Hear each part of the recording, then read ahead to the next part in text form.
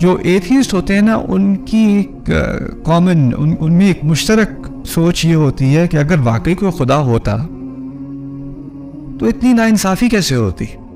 تم کہتے ہو یہ خدا بڑی محبت کرتا ہے، اس کو الرحمن کہتے ہو، یہ جو بچہ کینسر کی وجہ سے مر گیا، یہ جو ماں مر گئی کار ایکسیڈنٹ میں، اس کا بچہ بھی رو رہا ہے، یہ کیسا الرحمن ہے؟ اس کو رحمت کہتے ہیں؟ اس قسم خدا کو مانتے ہو تم؟ اور تو ایک طرف تو وہ کہتے ہیں کہ اس کے اندر اس خدا کے اندر رحمت نہیں ہے، تم کہتے ہو رحمت ہے، مجھے تو رحمت نظر نہیں آ رہی، اور اس کی ہزاروں مثالیں دیتے ہیں۔ اس کے بعد وہ ایک اور بات بھی کرتے ہیں، وہ کہتے ہیں تم کہتے ہو کہ اس خدا یہ جو ہے یہ عدل کا مالک ہے، یہ عدل کرتا ہے، مجھے تو کہیں عدل نظر نہیں آتا۔ جو لوگ بزنس میں چیٹنگ کرتے ہیں، جھوٹ بولتے ہیں، رشوتیں دیتے ہیں، کرپشن کرتے ہیں، وہ آگے نکل جاتے ہیں۔ جو دیانتداری سے کام کرتا ہے، جھوٹ نہیں بولتا، رشوت نہیں کرتا، ملاوٹ نہیں کرتا، وہ کیا ہوتا ہے اس کے ساتھ؟ وہ پیچھے رہ جاتا ہے۔ جو اپنے پی ایچ ڈی پیپر میں کہیں اور سے کاپی کر کے ادھر ادھر سے کر کے سبمٹ کر دیتا ہے، اس کو پیپر مل جاتا ہے، اس کو ڈگری مل جاتی ہے۔ جو اوریجنل کام کرتا ہے وہ پیچھے رہ جاتا ہے۔ جس کے پاس سفارش ہوتی ہے وہ آگے نکل جاتا ہے، جس کے پاس سفارش نہیں ہوتی وہ پیچھے رہ جاتا ہے۔ تو یہاں تو ناانصافی کی جیت ہوتی ہے زیادہ تر۔ تم جتنا بھی کہتے رہو کہ یہ اگر خدا واقعی اتنا انصاف کرتا ہے تو اس کی ایک عام سی مثال ہے، اگر ایک انسان جان بوجھ کر غلط وجہ سے ایک دوسرے انسان کا قتل کرے تو اس کی کیا سزا ہونی چاہیے؟ اس نے ایک جان دی ہے تو کیا ہونا چاہیے اس کے ساتھ؟ اس کی بھی جان لو۔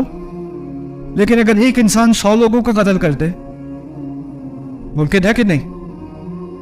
ایک انسان 100 لوگوں کا قتل کرے، کیا سزا دو گے؟ زیادہ سے زیادہ ایک ہی دفعہ قتل کرو گے نا۔ ایک دفعہ قتل کرنے کے بعد اس کے بعد آپ کیا کر سکتے ہو؟ جانے اس نے 100 لی، لیکن آپ تو اس کو ایک ہی دفعہ سزا دے سکتے ہو نا، تو یہ انصاف تھوڑی ہوا۔ تو دو بڑے بڑے جو اشکال، دو بڑی شکایتیں آتی ہیں خدا کے کانسیپٹ کے خلاف، اللہ کے خلاف۔ وہ ایک ہے کہ یہ تم کہتے ہو کہ یہ رحمان ہے، اس میں رحمت کہاں ہے؟ مجھے تو نہیں نظر آتی۔ اور تم کہتے ہو کہ یہ عدل ہے، یہ انصاف کرتا ہے، مجھے تو انصاف نظر نہیں آتا۔ پھر اس کے ساتھ ایک اور مسئلہ کھڑا ہوتا ہے کہ اگر کوئی بھی ایک رب کو مان لے، ایک الہ کو مان لے جو ہر معاملے میں اس میں کوئی کوتاہی نہیں ہے، اس کے علم میں کسی چیز کی کمی نہیں ہے، اس کی حکمت میں کسی چیز کی کمی نہیں ہے، اس کی محبت میں کسی چیز کی کمی نہیں ہے، اس کے عدل میں کسی چیز کی کمی نہیں ہے، کیونکہ اگر ایک بھی کمی کسی بھی چیز میں ہو جائے تو وہ خدا نہیں ہو سکتا۔ بات واضح ہے نا؟ کیونکہ اگر کمی ہوئی تو خدا کیسا ہوا پھر؟ رائٹ؟ فاتحہ میں اس بات کا جواب ہے۔ فاتحہ میں اللہ تعالیٰ نے ہمارے اور اللہ کے رشتے کی بنیاد الرحمن رکھی، العدل رکھی۔ پہلے اپنا نام بتایا الحمدللہ، پھر بتایا تمام چیزیں اللہ کے بارے میں سیکھنے کے لیے پہلی چیز کیا سیکھنی پڑے گی؟ پہلا وصف اللہ کا، پہلی صفت کیا تھی فاتحہ میں؟ رب۔ یعنی اس تمام رشتے کی بنیاد، میری تمام زندگی کی بنیاد، انسانیت کی کہانی کی بنیاد ایک لفظ ہے میرے اور اللہ کے درمیان، وہ کیا ہے؟ اللہ میرا رب ہے۔ اب جب وہ اپنے آپ کو الرحمن کہتا ہے نا، تو وہ رب ہونے کے دائرے کے اندر رحمت کر رہا ہے، اور جب وہ مالک یوم الدین ہوگا تو وہ رب کے ناطے وہ فیصلہ کرے گا اس دن۔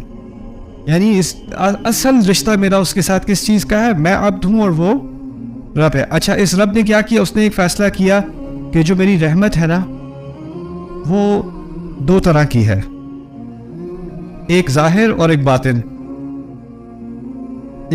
ایک رحمت میں دکھاؤں گا اور ایک رحمت میں چھپائے رکھوں گا، یہ اس کا فیصلہ ہے۔ اب کیونکہ وہ رب ہے، اس کی پوری اتھارٹی، اس نے یہ فیصلہ کر دیا۔ اب اس فیصلے کے پیچھے اس کی کیا حکمت تھی، کیا تک تھی؟ اگر وہ مجھے سینس سمجھا دے کہ آپ نے کیوں کیا کہ کچھ رحمتیں ظاہر ہیں اور کچھ رحمتیں باطن ہیں۔ آپ کہو کہ کسی کی بیماری ہوئی ہے تو وہ تو عذاب میں ہے، لیکن اس کے پیچھے بھی کوئی نہ کوئی چھپی ہوئی کیا ہے؟ رحمت ہے۔ وہ مجھے نظر نہیں آ رہی، اب مجھے نظر نہیں آ رہی تو میں خدا سے کہوں ذرا مجھے بھی دکھائیں، ذرا کیا رحمت تھی اس کے اندر، مجھے تو سمجھ نہیں آ رہی۔